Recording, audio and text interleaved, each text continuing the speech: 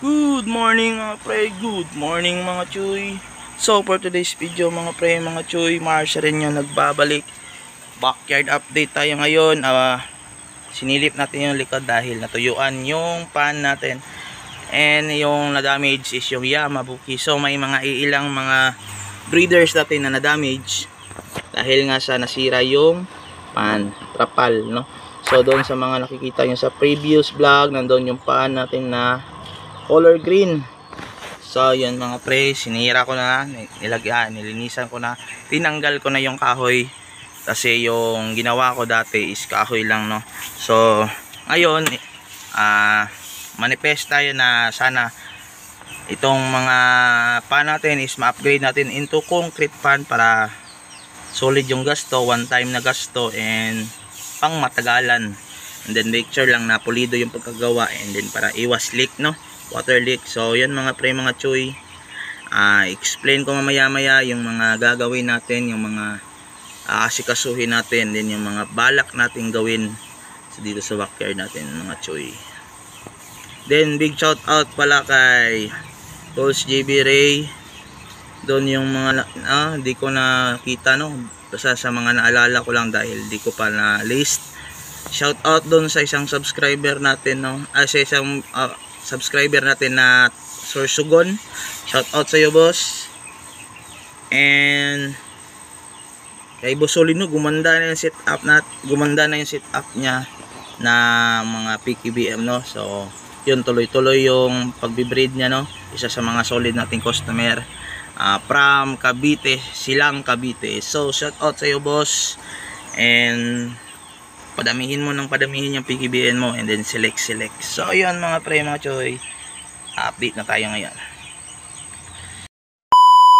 So yun mga pre, mga choy, backyard cleaning tayo kasi surrender na yung isang pan natin dito na trapan. So doon sa video na ginawa ko, mga old video ko, mga old content natin, is nakita nyo yung pan natin ito ng color green, yung box na maliit na 4x4, 4 feet by 4 feet, and then ang lalim is 1 feet, 1.5 feet daw. So yun mga pre, mga choy, nililinisan natin, and tapos na natin tanggalin itong isang rip tab dito.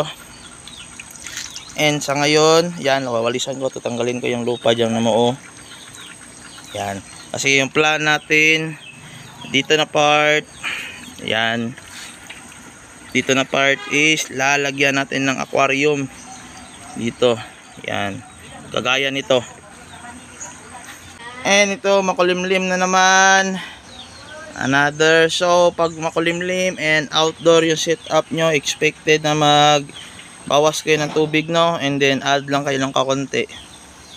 O depende na din sa inyo. So advice ko yun, pag outdoor yung setup nyo is magbawas kayo ng tubig dahil yung acid ng ulan maaaring makasira sa ating mga isda. So silipin natin tong part na to. Ito lang yung part na mayroong laman ng PKBM. Yan, madami yan, mga around 200. Hindi ko pa yan nasisilik, pinapalaki ko pa, pinapalapad ko pa yung katawan. Yan, madami yan sa ilalim, no. Siguro mga selected nito, ilan lang. Pero yung jeans pala na ginamit ko dito is yung ribbon na Blue Eyes. Yan. So wag kayong mabahala mga pre, mga choy, kung yung green water nyo, kung nagi-green yung water ng rep tab nyo, or ano ba yung pinaglagyan nyo dyan ng isda. So merong benefits yung pagiging isang green water. Make sure lang na hindi pa mabaho, healthy na green water, no. Make sure nyo na healthy yung green water nya. Then ito yung mga ginaganap natin, no. Sana matapos ko ito soon. Ito lalagyan ng fry, no, sa bagong sa bagong drop. Then meron tayong mga aabangan na mga fry ng marble. Ito madami-dami rin ito, around 90. Yan, 90 yung fry, and then yung sa kita yung sa Mayday, yan yung parents. So dito may fry again, dami tayong fry.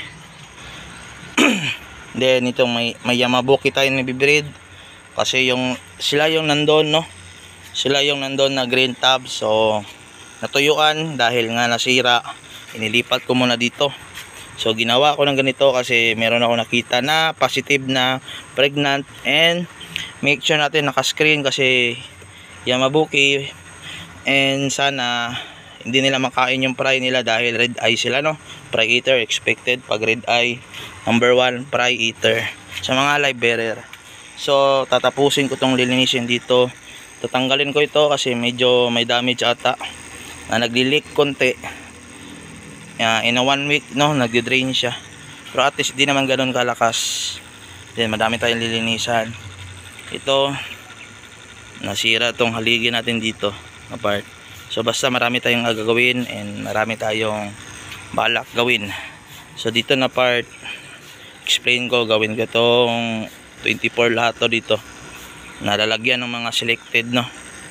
And then dito hindi ko na to lalagyan. Gusto ko kasi pag gaya nung last time, no, may dalawang subscriber, no, shout out doon sa dalawang subscriber na pumunta mismo dito sa backyard natin and then bumili ng PKBM. So gagawan ko ng paraan. Dito is tambayan, and dito is para hindi masayang yung space, lalagyan natin ng aquarium dyan, mga 6 na siguro na 24x12.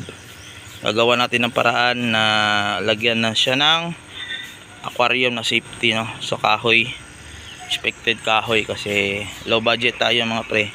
And ito yung tsura ng paan natin, yan mayroon na ng laman. And then dito may mga fry ng goldfish, dyan ko ilalagay yung mga fry. Then meron na tayong i-grow out dito na mga fry, pinapalaki ko na. And shout out kay Boss Jester Bon, meron akong ginalon dito na flower hearn na fry na strain is Earth Shaker. Sana lumabas. Yan. Yan o.